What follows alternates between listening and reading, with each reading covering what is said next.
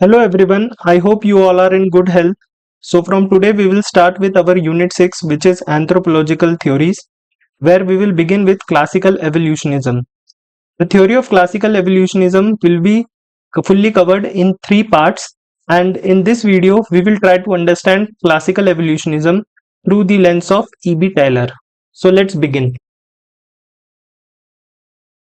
So before we begin with our main theory, let us first of all try to understand the origin and development of anthropological theories. अब आप अपने अगर screen के left hand side में देखेंगे, so you will see the history of calculus, Newton and Leibniz. So जो ये Lebanese थे, ये एक जर्मन ओरिजिन के थे.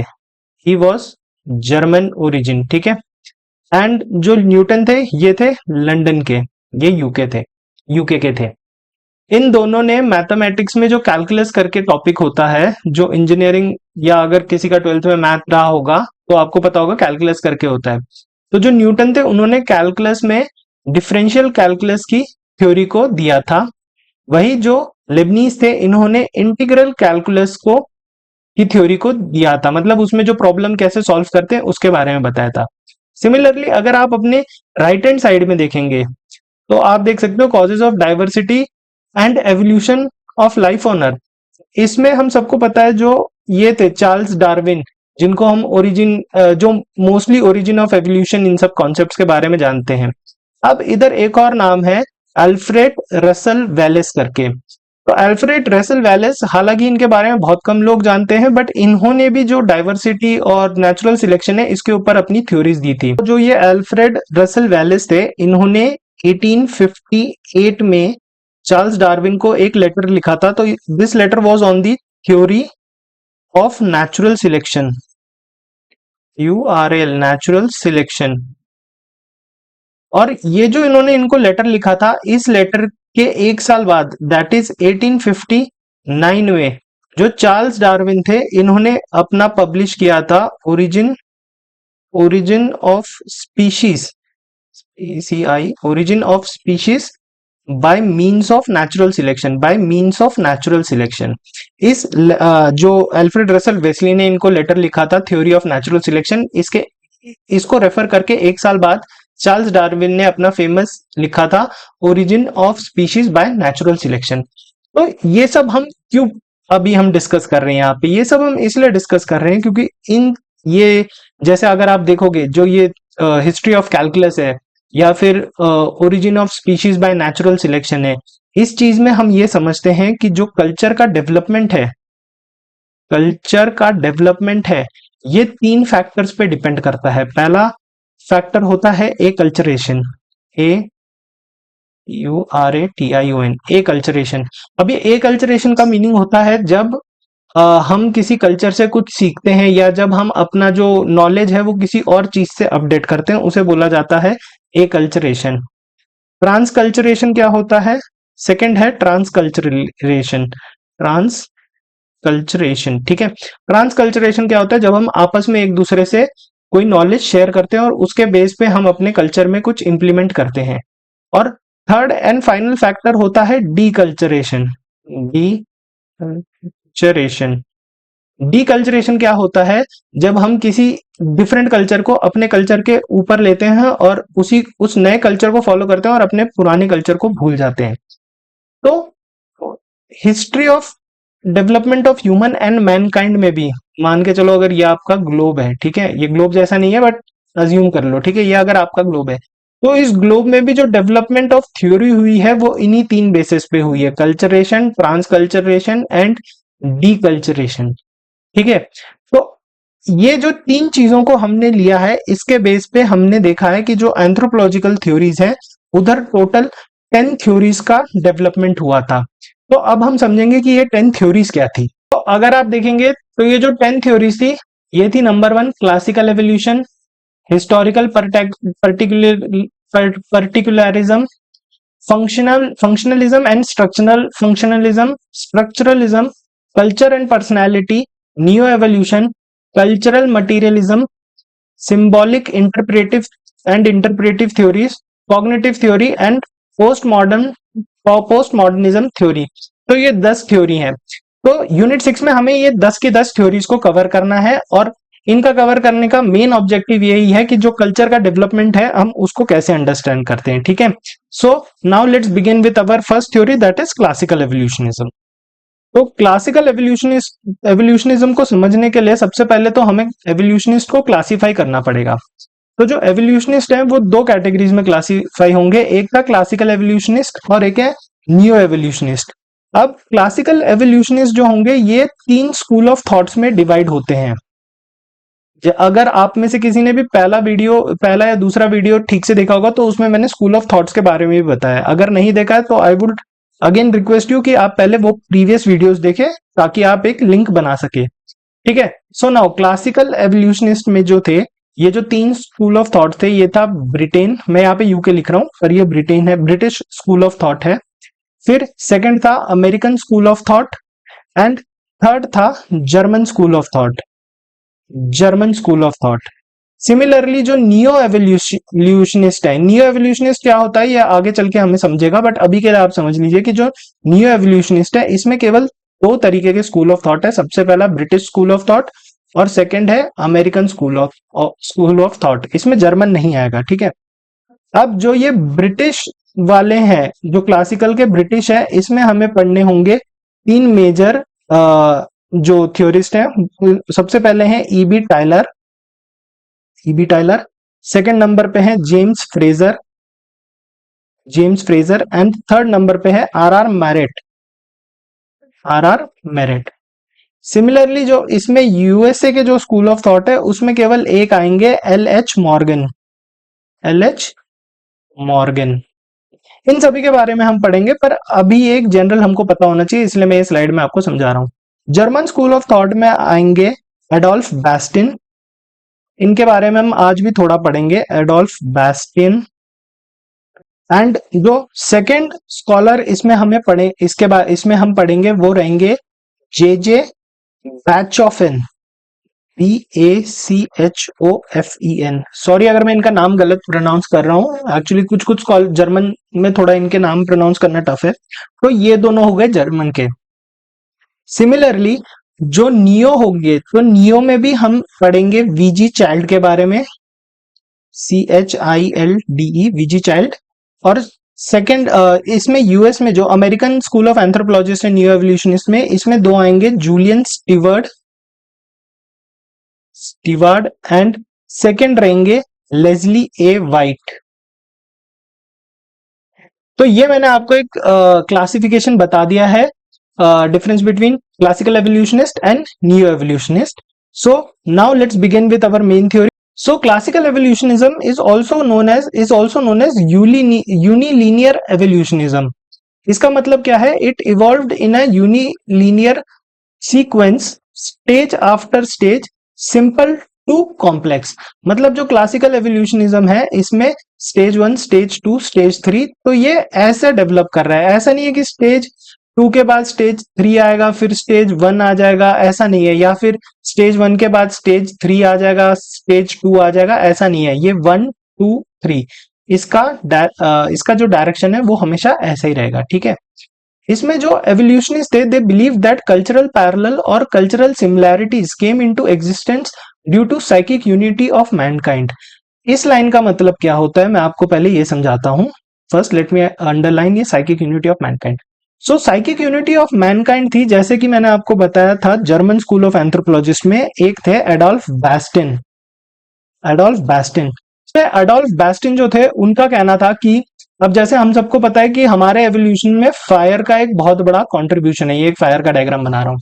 तो इंसान को फायर दिखा, फिर फायर से उसने फायर का वार्मनेस के बारे में उसको अंडरस्टैंडिंग हुआ, उससे उसने अपने आप को गर्म किया, उसने खुद को जंगली जानवरों से प्रोटेक्ट किया। तो एडोल्फ बैस्टिन का ऐसा बोलना था कि जो आग थी, जितने भी कल्चर हैं, जैसे मान लो ये कल्चर 1 है, कल्चर 2 है, कल्चर 3 है, तो इन तीनों कल्चरों का कांटेक्ट जब आग के साथ हुआ तो उनको पता था कि ये आग का मतलब क्या है और इसको हम कैसे यूज करेंगे, ठीक है ना।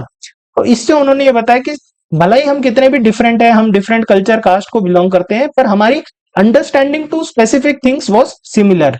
तो उसको बोला गया psychic unity of humankind. यहाँ पे अगर आप आगे पढ़ोगे तो suggesting that human human mind think and react in similar ways in similar environment condition.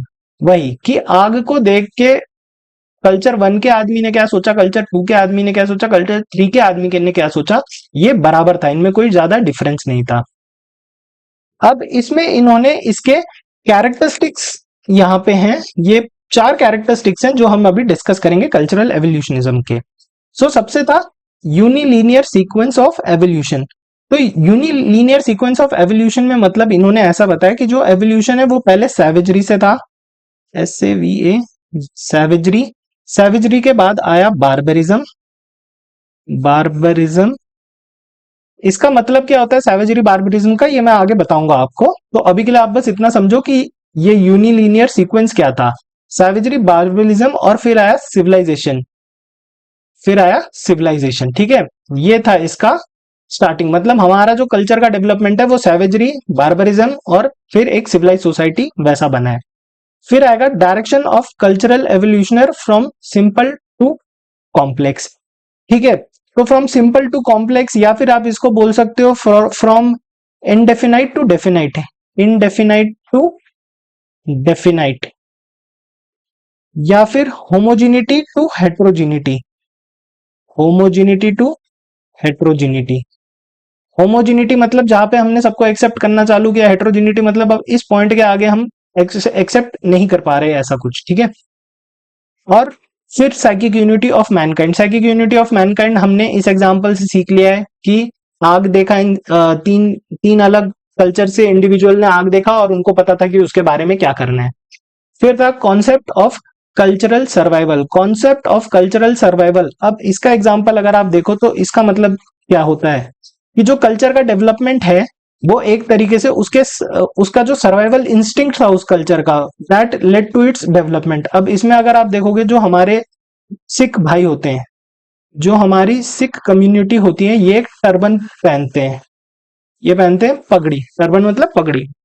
अब जो ये टर्बन है ये आज की तारीख में एक सिंबल है, एक कल्चरल सिंबल है। SIM, सॉरी, BOL, हाँ, एक कल्चरल सिंबल है, ठीक है।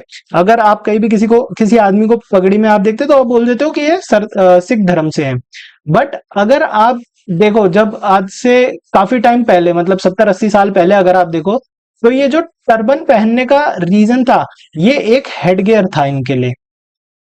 ये अभी भी एक हेडगियर ही है एक तरीके से अगर आप देखो तो ये हेडगियर का रीजन क्या था कि अगर आप देखो जो पंजाब, जहां पे सिख कल्चर का जो एवोल्यूशन है ये पंजाब है, ठीक है।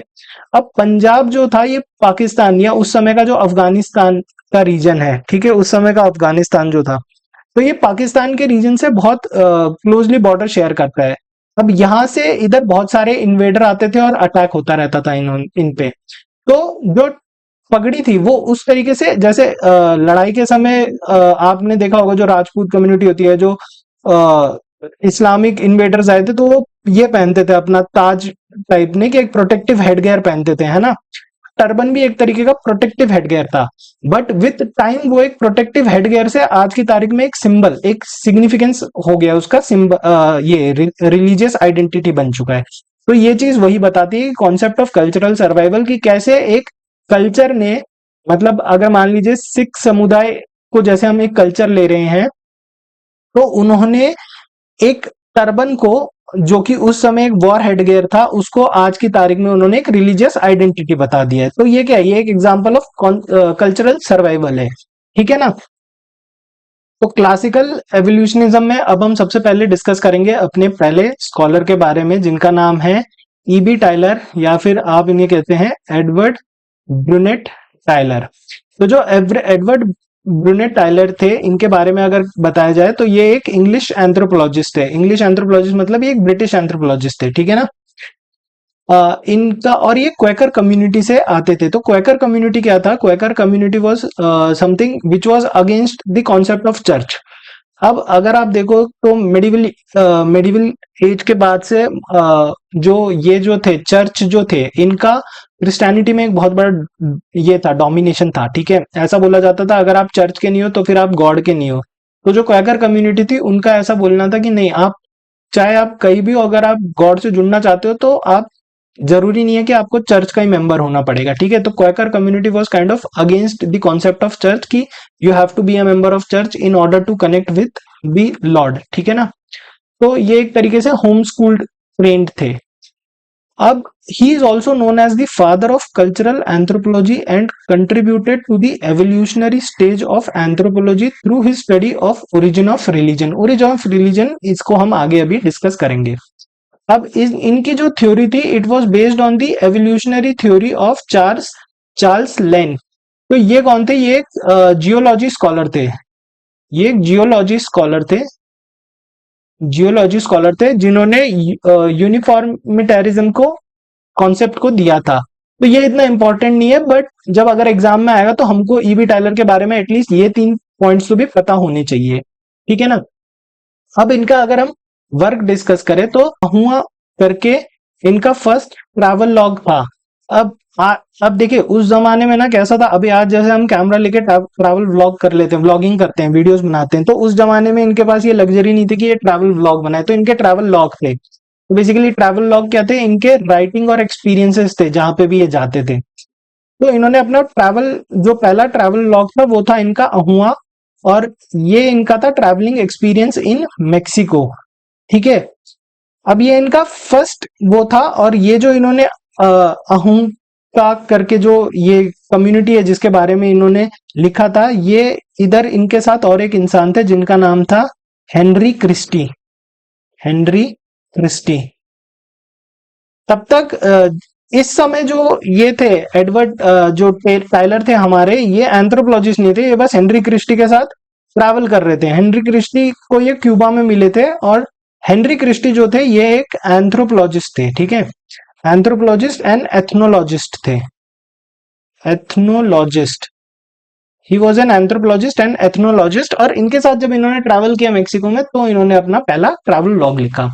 उसके बाद ये दोबारा मेक्सिको गए 1861 में, और इन्होंने अपना सेकंड वर्क किया मेक्सिको एंड द मेक्सिकन्स।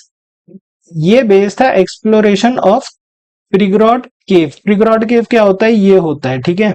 ये इंडिया में भी ऐसे उत्तराखंड और बाकी जगहों पे ऐसे कई सारे केव है जहाँ पे आपको अलग अलग केव पेंटिंग्स एंड ऑल दिख जाएगी।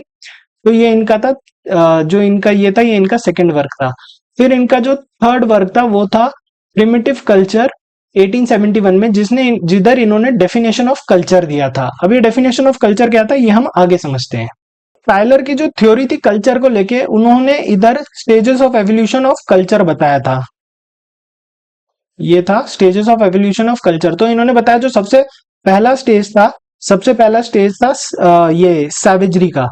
तो जो सैवेजरी का स्टेज, मतलब इस समय इंसान को फायर, बो एंड एरो के बारे में ही नॉलेज था, ये था सैवेजरी।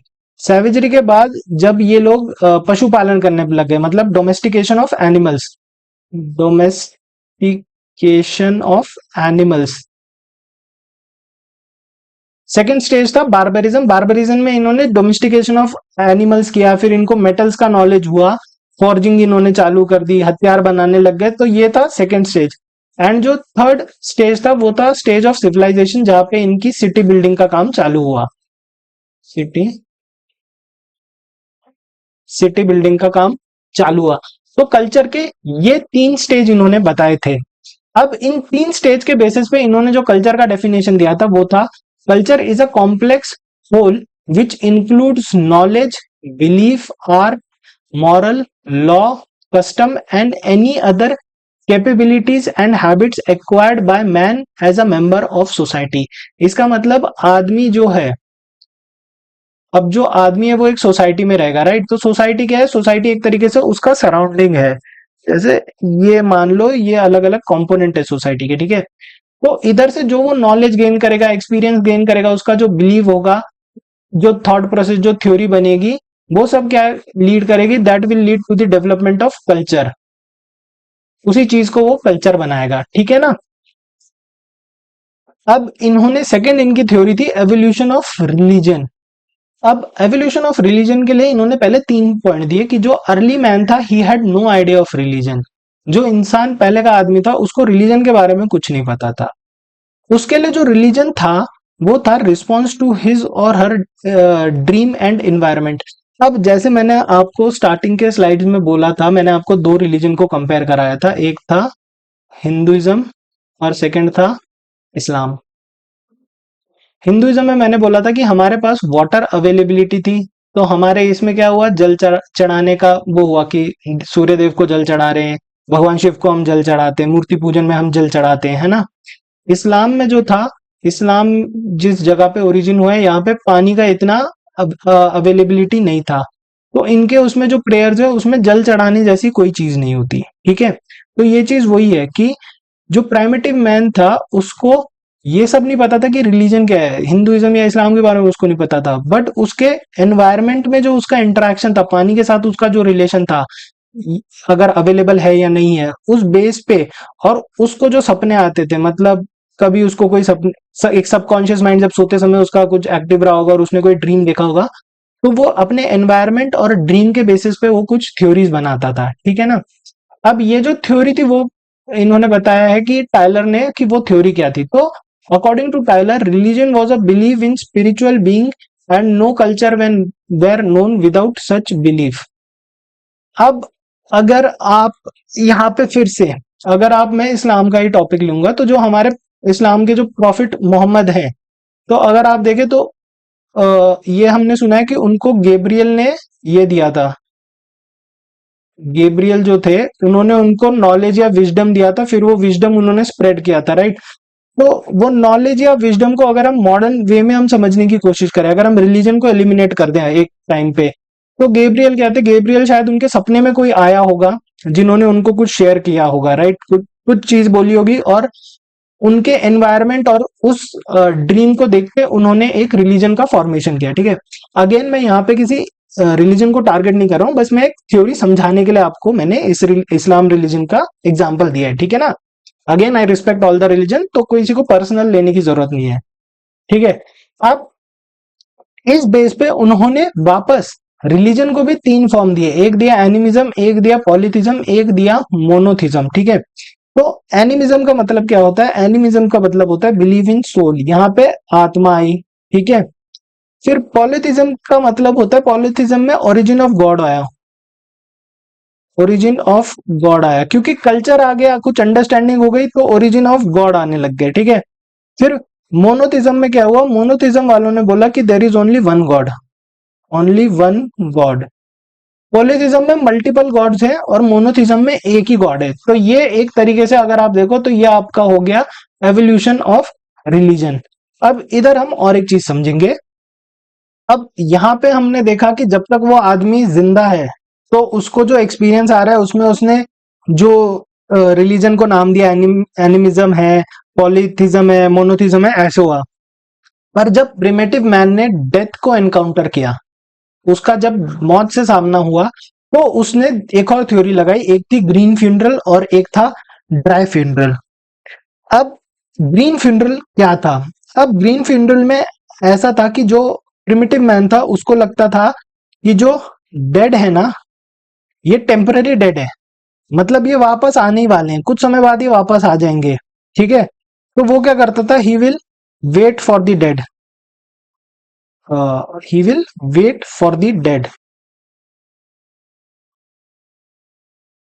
जो भी इनके डेड रिलेटिव है या जो भी है, ये उनके लिए वेट करेंगे थोड़े समय तक, ठीक है ना। और ड्राई फ्यूनरल क्या था, ड्राई फ्यूनरल में ही वॉज कन्विंस्ड कि now the dead is dead, dead is dead, मतलब अब ये वापस नहीं आने वाले। तो ये ग्रीन फ्यूनरल और ये ड्राई फ्यूनरल क्यों था, क्योंकि इनको ऐसा लगता था, जो प्रिमिटिव मैन था उसको ऐसा लगता था कि अगर उसका कोई रिलेटिव या उसका कोई दोस्त जो मर चुका है, ठीक है, अब उसे समझ नहीं थी कि मौत होती क्या है, उसे डेथ का कोई कॉन्सेप्ट पता नहीं था, तो उसे ये लगता था कि ये आदमी सो रहा है टेम्परेरी बेस पे, और ये आदमी वापस आएगा, और जब ये वापस आएगा और अगर मैं इसके लिए नहीं रहा, तो ये मुझसे किसी ना किसी तरीके से बदला निकालेगा। तो इसीलिए उन्होंने ग्रीन फ्यूनरल रखते थे वो, जब भी कोई मरता था तो ग्रीन फ्यूनरल था with a believe that the dead will come back. और सेकंड था dry funeral, where they are convince that the dead is dead, ठीक है ना, अब ये वापस नहीं आएगा, और फिर वो उनका प्रॉपर बरियल और जो भी उनके हिसाब से वो करते थे वो होता था। अब इसमें अब ये सब जो ऊपर हमने रिलीजन पढ़ा, तो इसमें ईबी टेलर ने इन सब का एक कंपैरेटिव मेथड निकाला और इसके बेसिस पे उन्होंने स्टेजेस ऑफ एवोल्यूशनरी स्कीम दिया। तो ये एवोल्यूशनरी स्कीम क्या थी? सबसे पहले तो इसमें उन्होंने एवोल्यूशन को 3 स्टेज में किया। तो पहला होगा stages of evolution. Stages of evolution. तो स्टेजेस ऑफ एवोल्यूशन में क्या आएगा? सबसे पहले जो हमने पढ़ा था सैवेजरी, से VAGERY, सैवेजरी। फिर आएगा बारबेरिज्म, बारबेरिज्म। और थर्ड में आता है सिविलाइजेशन, सिविलाइजेशन। ठीक है। अब ये इन्होंने बताया कि ये स्टेजेस ऑफ ये था एवोल्यूशन था, ये ऐसा जाएगा, ये टॉप, ये फर्स्ट, ये सेकंड, ये थर्ड। ठीक है, थर्ड एंड फाइनल आप बोल सकते हो। अब स्टेजेस ऑफ एवोल्यूशन के बाद उन्होंने बताया कि टेक्नोलॉजी इस समय की क्या रही होगी, जो मोस्ट डेवलप्ड टेक्नोलॉजी है। तो सैवेजरी में उन्होंने बताया कि animal fire, subsistence of fire, animal and plant. ठीक है। बारबरिज्म में उन्होंने बताया कि बारबरिज्म में जो आदमी था उसको agriculture plus domestication of animal, animal animal domestication के बारे में उसको पता चल गया। और जो सिविलाइजेशन था उसकी उसको अंडरस्टैंड करने की जो टेक्नोलॉजी थी वो थी आर्ट एंड राइटिंग। ठीक है, आर्ट मतलब जो मॉन्यूमेंट है और राइटिंग मतलब जो हमारे लेख रहते हैं। ठीक है ना, ये सिंपल है समझने के लिए। अब टेक्नोलॉजी और इसके बेस पे उन्होंने बताया कि जो रिलीजन का डेवलपमेंट है वो कैसे होगा, जो रिलीजन का डेवलपमेंट है वो कैसे होगा। तो रिलीजन के लिए उन्होंने बताया वापस वही कि जब सैवेजरी था, जब फायर, एनिमल, प्लांट था, तो इस समय जो रिलीजन फॉलो हो रहा था वो था एनिमिज्म। एनिमिज्म मतलब इस समय ये सोल्स पे बिलीव करते थे। ठीक है, इनको गॉड का कुछ पता नहीं था। ठीक है। फिर जैसे वो बारबेरिज्म में है, मतलब उन्होंने डोमेस्टिकेशन ऑफ एनिमल किया, एग्रीकल्चर चालू किया, तो वो पॉलीथिज्म में आ गए।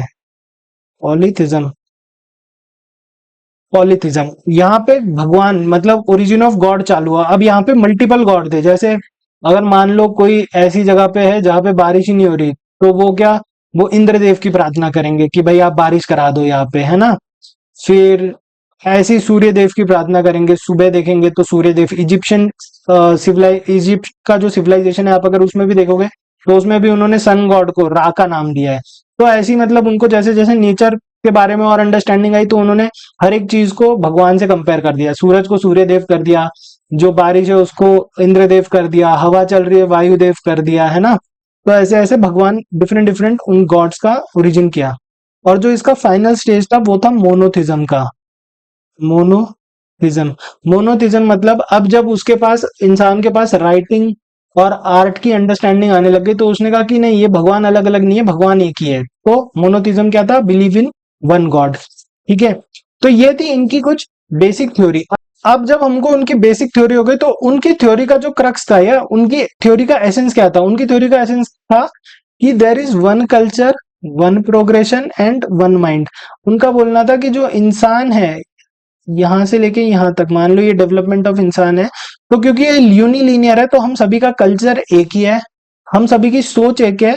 और जो ये प्रोग्रेशन भी है आज की तारीख में, भला ही एक मिनट, एक डायग्राम गलत बन गया, please give me a second. Okay, हाँ।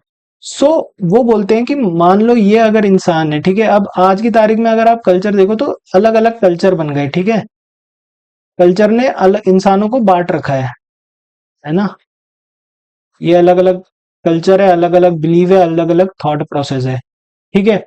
तो टायलर का बोलना था कि इस सब, चाहे आज हम कितने भी डिफरेंट है, पर हमारा ओरिजिन तो सेम ही है, हमारा जो थॉट प्रोसेस है वो सेम है। ठीक है, ये थॉट प्रोसेस सबका सेम है। सब सैवेजरी से बारबेरिज्म सिविलाइजेशन पे आए हो। पहले आप एक आत्मा पे मानते थे, फिर आपने उसको भगवान का नाम दिया, फिर आपने उनको एक ही भगवान का नाम दे दिया, मल्टीपल गॉड से एक ही गॉड का नाम कर दिया। आप सभी का ओरिजिन तो सेम ही है, कोई ऐसा डिफरेंस नहीं है। ये उनकी थ्योरी का मेन ये था, क्रक्स या एसेंस था। ठीक है। अब इस थ्योरी के लिए कुछ क्रिटिसिज्म भी हुए। देखो, अब क्लासिकल एवोल्यूशनिज्म जो एंथ्रोपोलॉजिकल थ्योरीज है, जो कल्चर के डेवलपमेंट में है, ये सबसे पहली स्टार्टिंग की थ्योरी थी। तो डेफिनेटली इस थ्योरी को लेके बहुत सारी एम्बिग्यूटी भी रही होगी, तो उस वजह से इस थ्योरी को कुछ क्रिटिसिज्म भी मिले। अब क्रिटिसिज्म क्या था कि there is no proper correlation between the evolutionary stage, जो ये सैवेजरी, बार्बरिज्म और सिविलाइजेशन है, इन्होंने बोला कि ऐसा नहीं है कि सैवेजरी के बाद डायरेक्ट बार्बरिज्म था या बार्बरिज्म के बाद डायरेक्ट सिविलाइजेशन था, इनके बीच में कुछ ट्रांजिशन फेज भी थे जिनके बारे में बताया नहीं गया है। मतलब ऐसा नहीं हो सकता कि आदमी को एक टाइम पे उसको आग के बारे में पता है, उसको मतलब वो बहुत उसको चीजों के बारे में इतना डेप्थ में नहीं पता, और अगले टाइम में उसको एग्रीकल्चर सीख लिया, उस समय एग्रीकल्चर सीखा और उसके इमीडिएट बाद उसने शहर बनाना सीख लिया। तो ये जो कोरिलेशन था, ये इसको लेके क्रिटिसाइज किया था कि इनके बीच का जो ट्रांजिशन फेज है आपने वो बताया नहीं है, और ये 3 नहीं है, ज्यादा भी हो सकते हैं या कम भी हो सकते हैं। सेकंड क्रिटिसिज्म था कि he was an arm chair anthropologist. तो एंथ्रोपोलॉजी में आर्म चेयर एंथ्रोपोलॉजिस्ट किसको बोला जाता है? Who uses secondary data. अब आज की तारीख में जो कम्युनिकेशन है मोड ऑफ कम्युनिकेशन है, ठीक है, उस समय इतना अच्छा मोड ऑफ कम्युनिकेशन नहीं था, इतना अच्छा ट्रैवलिंग फैसिलिटीज नहीं थी। तो जो एंथ्रोपोलॉजिस्ट थे they always relied on the secondary data. Secondary data जैसे जो मिशनरीज रहेंगे, या अगर कभी इधर उधर चले गए क्रिश्चियन मिशनरीज रहते हैं, उनसे वो डेटा ले लेते हैं, उनसे वो पूछते थे कि भाई आप बता दो कि आपको क्या लगा, आपने क्या देखा। तो वो उस पर कंप्लीटली रिलाई नहीं कर सकते, ठीक है ना। मान लो अब सिंपल सी बात है, अगर आप कहीं जाते हो, अब अगर आपको वो जगह पसंद आएगी तो आप बड़ा चढ़ा के उसको बताओगे, अगर आपको वो जगह पसंद नहीं आएगी तो आप उसको बहुत नीचे लेवल पे बता दोगे कि यार ये जगह फालतू है, इधर आप जाओ मत, ऐसा है वैसा है। और अगर उसके बेसिस पे कोई दूसरा आदमी कुछ लिख रहा होगा उसके बारे में, तो वो वही लिखेगा, अगर अच्छा बताया तो अच्छा ही लिखेगा, खराब बताया तो खराब ही लिखेगा, ठीक है। तो ये क्रिटिसिज्म था कि यूज ऑफ सेकेंडरी डेटा जो है वो क्रिटिसिज्म था। फिर था कि psychic unity of Mankind is invalid. अब जैसे मैंने बताया कि जो आग थी, ठीक है, अब यहाँ पे मैंने वीडियो के स्टार्टिंग में बताया कि जो ये आग थी, इस आग को लेके ये 3 लोग हैं। तो ऐसा नहीं था कि ये जो तीनों लोग हैं इनको बस ये पता था कि भाई ये आग से हमें गर्माहट मिलेगी, ऐसा नहीं था। शायद इसको ये पता होगा कि आग से हमें गर्माहट मिलेगी, पर इसके लिए आग एक ये था, वेपन टाइप था कि इससे मैं बस जानवरों को हटाऊंगा। इसके दिमाग में इतना डेवलप नहीं था कि इससे हमें गर्माहट मिलेगी, फील कर सकता है या नहीं। और फिर जो ये थर्ड आदमी था, इसको शायद कुकिंग का कॉन्सेप्ट नहीं पता होगा, इसके दिमाग में बस ये रहा होगा कि ये गर्माहट देती है और ये जानवरों को हटाती है, पर ये खाना नहीं बना सकती। अगर यहाँ पे और एक आदमी रहा होगा तो उसके दिमाग में आया होगा कि यार ये कुकिंग करता है, पर इसके दिमाग में ये नहीं आया होगा कि ये जानवरों को भी भगाने में हेल्प करेगा। अब जो चौथा आदमी जो पांचवा आदमी रहा होगा वो तो इससे डिस्टेंस में ही रहा होगा, उसने बोला होगा कि यार मैं तो इसके पास नहीं जाऊंगा, पता नहीं ये क्या चीज है। और साइकिक यूनिटी ऑफ मैनकाइंड को इसलिए भी क्रिटिसाइज किया कि अगर आप देखो आज के टाइम पे कितने सारे रिलीजन है, डाइवर्सिटी बहुत है रिलीजन्स की, तो अगर साइकिक यूनिटी ऑफ मैनकाइंड होती तो ये डाइवर्सिटी पॉसिबल नहीं होती, डाइवर्सिटी पॉसिबल ही नहीं, ठीक है ना। तो बिकॉज ऑफ दिस डाइवर्सिटी इस साइकिक यूनिटी ऑफ मैनकाइंड को इनवैलिड बताया गया है। लास्ट आता है ethnocentric approach. Ethnocentric approach for ranking the society का मतलब है कि इन्होंने अपने हिसाब से सोसाइटी को रैंक किया था, इन्होंने सोसाइटी के हिसाब से उसको रैंक नहीं किया, इन्होंने सोसाइटी को समझ के नहीं किया, इन्होंने सोसाइटी के बारे में जो समझना चाहे उस बेस पे इन्होंने सोसाइटी को रैंक कर दिया है। तो ये इसके क्रिटिसिज्म थे। अब इसका कंक्लूजन हम देखेंगे तो Tylor gave the development of anthropology as a field of inquiry of all of his contribution.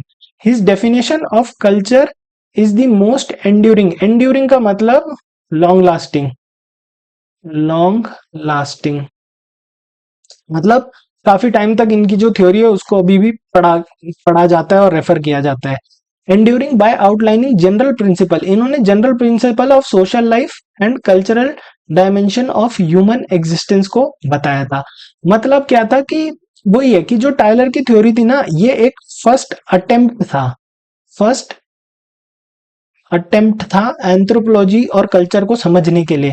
तो इसीलिए भले ही इसको क्रिटिसाइजिंग किया होगा, पर इसे आज भी रेफर करते हैं और इसे काफी लंबे टाइम तक आगे चल के जो अलग अलग थ्योरीज बनी है, जैसे historical particularism, new evolution, cultural materialism, diffusion, ये जो थ्योरी है, इन थ्योरी का जो बेस था, बेस टाइलर का कल्चरल एवोल्यूशन ही था।